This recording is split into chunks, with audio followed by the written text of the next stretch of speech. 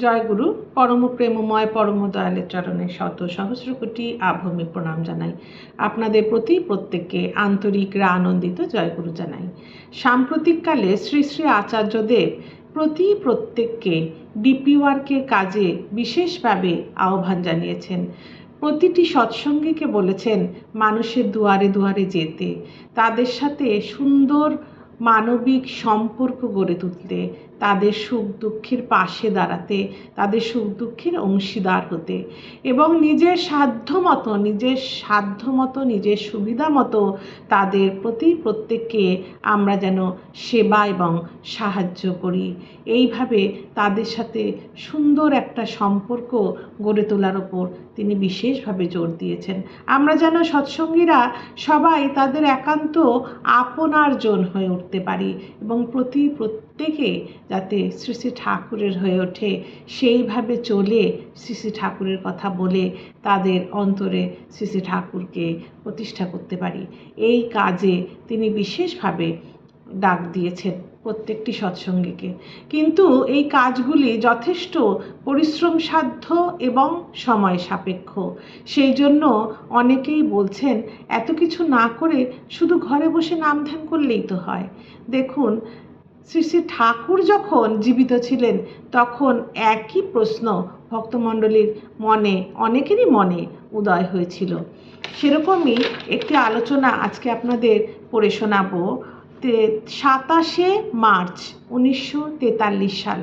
1943 সালে 27শে মার্চ প্রাতে শ্রী কিশোরী মোহন দা শ্রী শ্রী ঠাকুরকে জিজ্ঞাসা করছেন, কাজকর্ম বাদ দিয়ে কেউ যদি শুধু নাম ধ্যান নিয়ে থাকে তাতে কি তার পূর্ণ বিকাশ হয় না? শ্রী শ্রী ঠাকুর এর উত্তরে কি বললেন সেটি শুনুন। শ্রী শ্রী ঠাকুর বললেন, প্রধান কথা হলো নামের প্রতি ঊর্জি আনতি ও অনুরাগ। সেই আনতি ও অনুরাগ থাকলে তার প্রীতি কথা ও প্রীতি কর্মের প্রতিও ঝোঁক গজায়। নিজের সব শক্তি দিয়ে তাকে তুষ্ট পুষ্ট করার বুদ্ধি হয়। চলন চরিত্র তদানুগ করে তুলতে ইচ্ছে হয় যাতে তিনি নন্দিত হন। আরও মনে হয় সবাইকে তদ্ভাবে ভাবিত করে তুলি। তাই নাম ধ্যান ঠিক হলে ওই নাম ধ্যানই করা বলার দিকে ঠেলে দেয় মানুষকে। আবার করা বলা বাদ দিয়ে নাম ধ্যানও ঠিক মতো হয় কি না সে বিষয়ে আমার সন্দেহ আছে। শ্রী শ্রী ঠাকুরের শ্রীমুখ নিঃসৃত কথা দেখুন। আবার করা বলা বাদ দিয়ে নাম ধ্যান ঠিক মতো হয় কি না সে বিষয়ে আমার সন্দেহ আছে। শুধু যদি খাওয়া যায় আর হাগা যদি একদম না হয় তাহলে যেমন বদ হজম হয়, খাবার স্পৃহা থাকে না, শুধু সেন্সারি এনগর্জমেন্ট মানে বোধমুখী ভরণ যদি হয় আর মোটর আউটলেট যদি না থাকে তাহলেও তাতে মনোরাজ্যে তেমনই একটা অস্বাস্থ্যকর পরিস্থিতির উদ্ভব হওয়া অসম্ভব নয়। শ্রী শ্রী ঠাকুর কি বললেন? খাওয়া দিয়ে উনি ব্যাপারটাকে সহজ করে বোঝালেন, শুধু খাওয়া যদি যায় আর হাগা যদি একদম না হয় তাহলে যেমন বদ হজম হয়, খাবার স্পৃহা থাকে না, শুধু সেন্সারি এনগর্জমেন্ট মানে বোধমুখী ভরণ নাম করলে কি হয়, আমাদের বোধমুখী ভরণ হয়, আমাদের অন্তর্রাজ্যটা পরিপূর্ণ হয়ে ওঠে। শুধু সেন্সারি এনগর্জমেন্ট মানে বোধমুখী ভরণ যদি হয় আর মোটর আউটলেট মানে কর্মপ্রবাহী নিঃসরণ যদি না থাকে তাহলে তাতেও মনোরাজ্যে তেমনই একটা অস্বাস্থ্যকর পরিস্থিতির উদ্ভব হওয়া অসম্ভব নয়। তাহলে নাম ধ্যান যেমন করতে হবে সেরকমই ইষ্টকার্যেও আমাদের লিপ্ত হওয়া দরকার। সেই কথাটি এখানে শ্রী শ্রী ঠাকুর বলেছেন।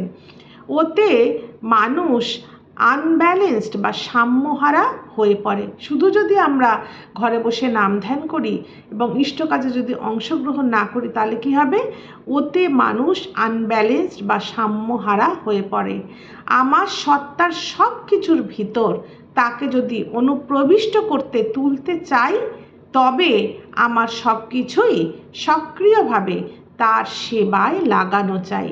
যেই দিকটা অসংলগ্ন থাকবে সেই দিকটায় তার ছাপ পড়বে না, অযুক্ত ও অনুজ্জ্বল থেকে যাবে।